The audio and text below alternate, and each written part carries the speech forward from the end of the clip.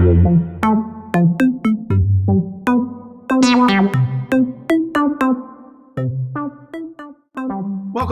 This is Tony Camero with the LocalPort podcast, broadcasting from the Government Blockchain Association of Iowa headquarters in West Des Moines, Iowa. And today we're going to be interviewing Commissioner Amelia Powers Gardner, who has served as the Utah County Clerk and Auditor for 2.5 years, overseeing the 2020 presidential election. She was first in the nation to implement blockchain voting for people with disabilities and launched the first ever completely online marriage license portal using blockchain technology. She says her biggest struggle with blockchain implementation is that people don't understand how powerful and useful it really is, and that they hesitate to adopt it. Oftentimes, older and more rural populations seem to struggle with the idea of new technology and innovation. So, Amelia, welcome to the broadcast. Thank you for joining us. Thank you. Thank you so much for having me, Tony. Yeah, you're very welcome. It's kind of an overcast day here in Iowa today. How's the weather out in Utah? It is bright and sunny. It's like summer is almost actually here. We feel the same way. We've been waiting and waiting, but it's just about here. So just for the record, today's May 28th in 2021. And so, Amelia, let's start off with a softball question. Tell us something interesting about yourself that most people don't know. I think probably one of the most interesting things about me that people don't know is I'm actually a gearhead. I'm a little bit of an automotive gearhead. I mean, you can see actually behind me, I'll move a little bit. You can see this race car here. Yeah. When I worked at Caterpillar, I managed and the NHRA drag race top fuel car. Okay. I even have a few other little things that I'll show you real quick. Wow. Right on my bookshelf. I have a piston and a connecting rod that are signed by who was our driver at the time, Hot Rod Fuller. And it's funny because I have so many people come into my office and they're like, why do you have junk on your bookshelf? It's like, it's not junk, it's a piston and connecting rod. It's my hobby, man. Yeah. Yeah. So now do you have sisters? You know, I do. I have a fairly large family. I have 3 sisters and a brother. Okay. And I'm the only gearhead amongst them. All right. So your dad's probably super proud of you. Yes, very much so. Yeah. Nice. And how did you first get involved in that? When I was young, my family started off-roading. So we would take our family Jeep. We had a Jeep Cherokee, and if you know much about Utah, we've got a lot of mountains and we've got the Red Rock plateaus of Moab, and we would go to Moab and we would off-road. And so I really started getting into that through more like SUVs, lifted SUVs. So I actually own a 1985 Toyota 4Runner. That anyone who knows a lot about off-roading, they know that the 85 4Runner is kind of a unicorn year. It's the first year of fuel injection, the last year of a solid axle. It's the only year that has both. I own one. And it's got 6 inches of lift, 33 1250 tires, and I've even put stacked dual transfer cases in it. So it's mostly for off-roading. Nice. That is exciting. That's exciting. Yeah. All right. Well, let's kind of shift gears here and start to talk a little bit about technology and government. Absolutely. In your own words, what promise does blockchain and decentralized ledger tech hold for local and national governments? You know, I think there's kind of twofold on what it holds. It holds one for the government, and it enables government to be able to execute some of our duties with less manual processes. So in every area that I've implemented blockchain technology, we're able to really take a lot of the steps out of that process. For example, in the voting with people with disabilities, it allows folks with disabilities to cast a ballot independently without having to ask someone for help. So in our county, we use 100% paper ballots. Every vote that is cast is a paper ballot.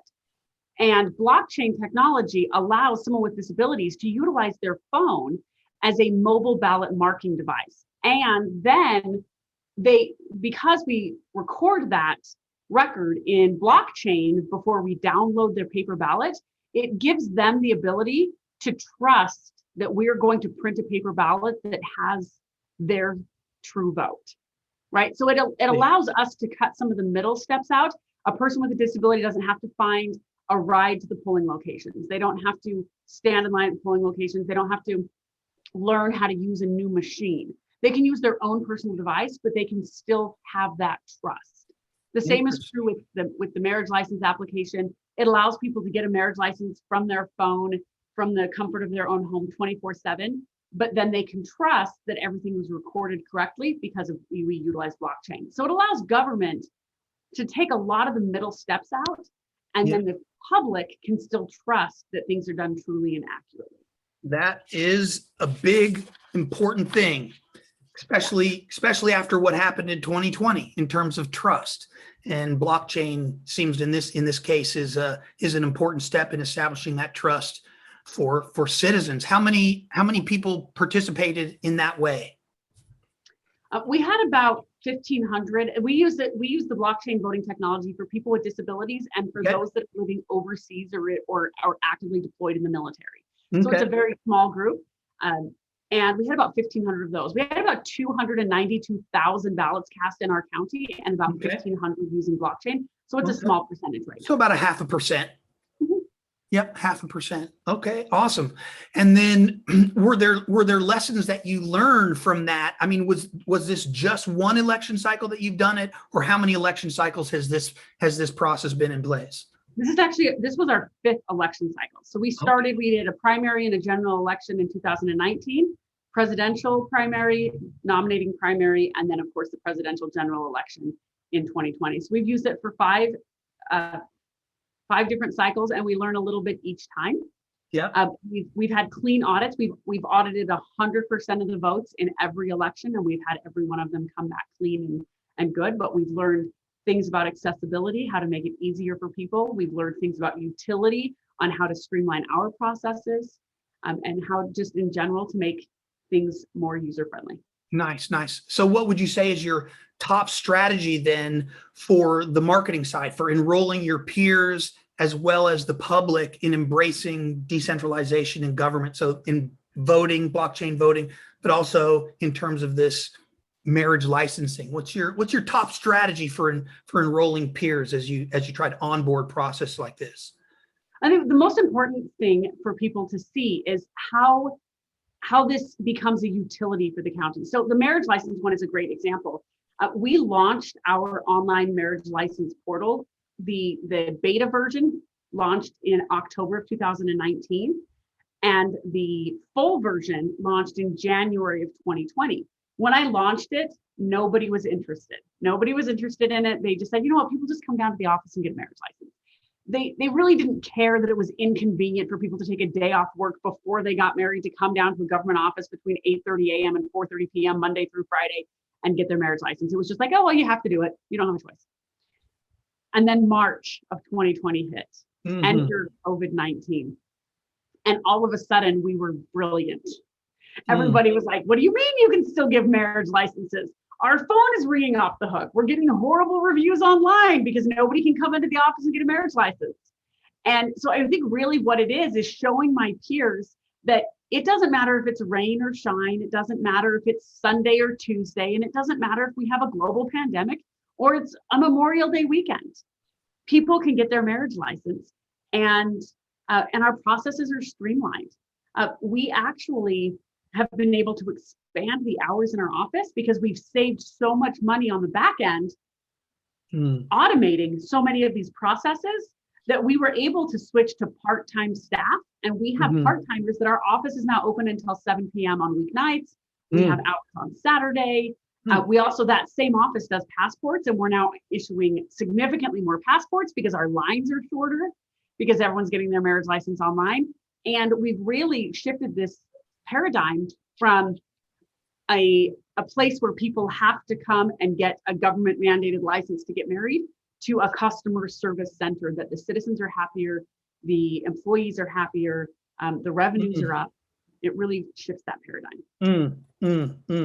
So just thinking back of all the main points so far that I'm pulling from what you said is that the technology brings security to the table. It brings accuracy, which you prove through your audits. It brings trust, for people. They know they can trust this system where, and it also sounds like it's bringing some pretty significant convenience to the table for citizens. Yeah, efficiency on the government side, things are significantly more efficient. They're automated. There's a lot of transparency that people can see. They really like that. And so you're streamlining the operations side of government with this marriage license solution. You're saving money. You're able to expand hours. That's pretty incredible stuff. All right, now I got another question for you. We've all been faced with major decision in our lives that has resulted in choosing that we go to the right or the left. What pivotal moments have you experienced in your journey so far? I'll give you two. The first major pivotal moment was when I had kids. Right, I have a large family. My husband and I have 6 children. Okay. And when I became a mom, I chose that being a mom was going to be my hobby. I was a career woman, primary breadwinner for my family. And I've always had the primary income for my family. And so I gave up, some hobbies. I don't do triathlons. I don't do book clubs. I'm a mom, and I chose to make being a mom my hobby, my spare time, and I really integrate that into everything that I do. So that's a big part. That was a big part of it. Nice. The other big thing was choosing to run for office. Leaving the private sector and joining public service was a huge paradigm shift for my family, for me, and just the way that I operate in general.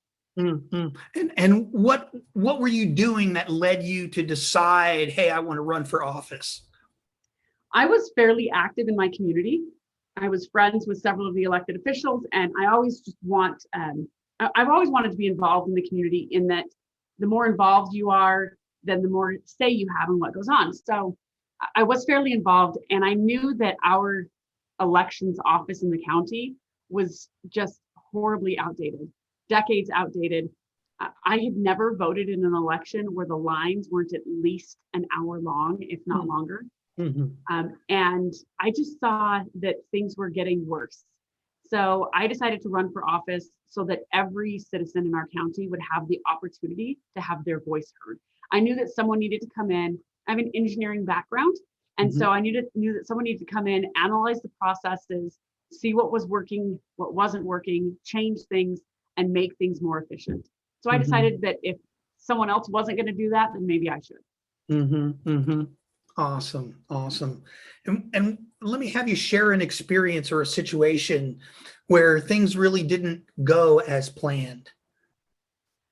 I smile because it's like presidential election during a pandemic. Yeah. Okay. So I came into office in January of 2019, and immediately I told my whole staff there was a lot of work to do. The clerk auditor's office is huge. It covers marriage licenses, passports, tax abatements, elections, all of the purchasing, all of the finances, and all the internal audit for the whole county. So it's huge. And nothing had been updated in over a decade. And so I told them, I know there's a lot to do, but we have a single focus between now and November of 2020. We've got to get this county ready for a presidential election. And so 2019, we started getting everything ready for the presidential election. We're getting new vendors, new processes. We're streamlining. We're testing things in the municipal elections. We thought we were ready. We go through the Super Tuesday in March of 2020, Super Tuesday presidential election. And we're like, all right, we got this. We can make November happen. And then enter pandemic. And we had spent a year and a half at that point planning. And I mean, yeah, obviously it was good that we had new equipment and new vendors and new things, but we had to completely start from scratch and pivot and say, how are we going to make sure that a primary election happens in June in the middle of a pandemic, and that a presidential election happens in November? And so it really was, I was like, whoa, hey team, the process that we went through to redo everything to this point, we'll just use that same process, but we'll just do it really fast. How about that? Yeah. Life definitely throws us curveballs, so we have to be prepared.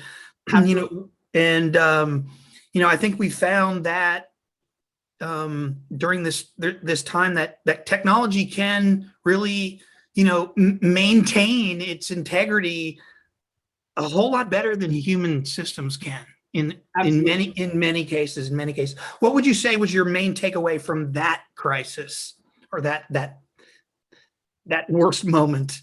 Yeah, I think the biggest part of that is to, um, well, biggest is prepare. Just always prepare. If we hadn't done the preparation work that we had done up to that point, even though we had to pivot, Mm-hmm. it would have been impossible to pull things Mm-hmm. together if we Mm-hmm. had just been resting on our laurels. And so the biggest thing is to always be prepared for anything. Mm-hmm. And then, but then on the flip side, don't ever be so attached to something that you're not willing to pivot.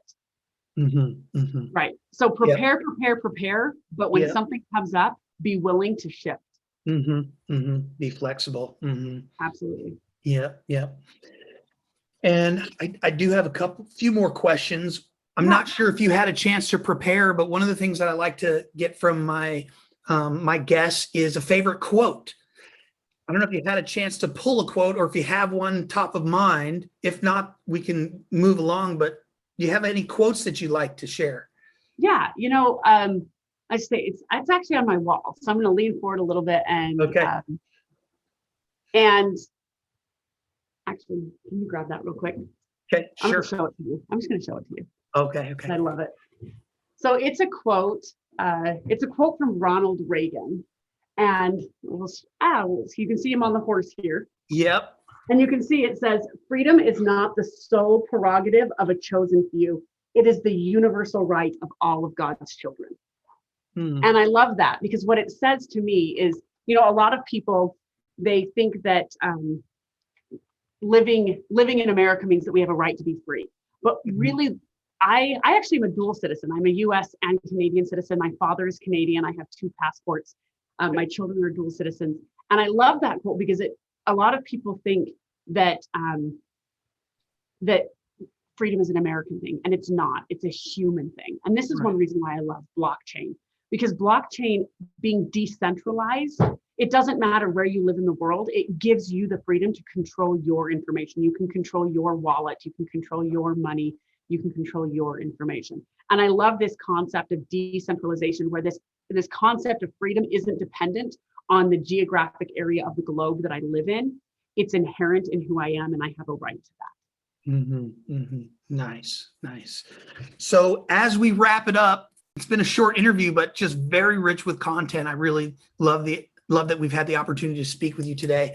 What's the number one takeaway that you'd like our audience, who consists of global government blockchain association members around the world, as well as government employees and civil servants in the state of Iowa? What's the one takeaway you'd like to leave with them?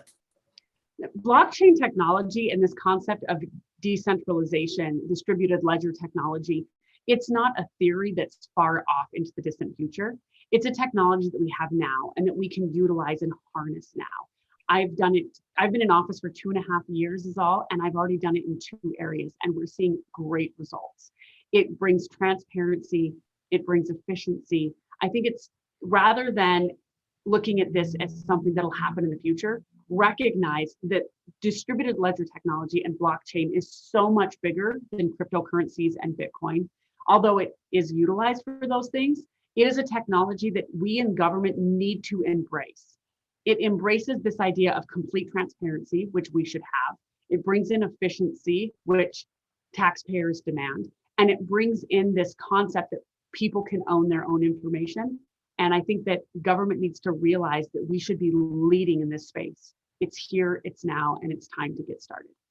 Wonderful. So I'd like to leave everybody in the audience a way to follow you or be in touch if they want. Please share the best place for them to contact you, whether that be email or social media. Yeah. I'm fairly active on LinkedIn, so you can find me on LinkedIn, Amelia Powers Gardner.